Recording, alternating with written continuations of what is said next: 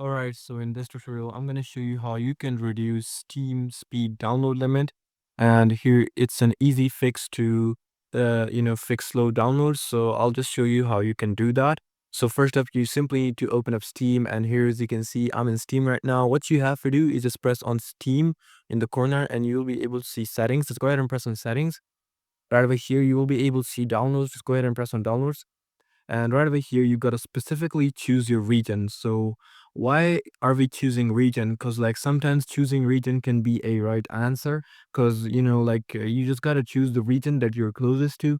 So I'm currently using my closest region to download fast. But you can choose your region to which is as close as it's to you, and just choose it.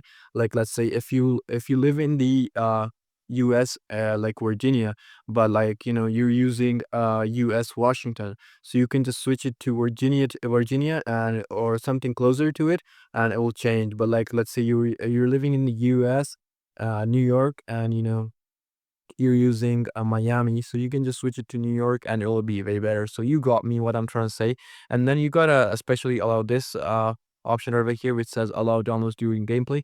So sometimes what happens when you're downloading something, it automatically pauses the download, and it doesn't download, and it feels like it's just not downloading. So I would rather keep this option turned on because it will just download the game while I'm playing another game, and it's pretty cool.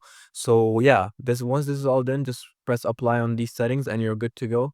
Now in the end, you've pretty much done the whole process, and now if it's still not downloading quickly, it might be not your Steam issue. What you can do is just go to your task manager like this, and you got to go to performance tab, and right over here you'll see open resource monitor. Go ahead and press on that.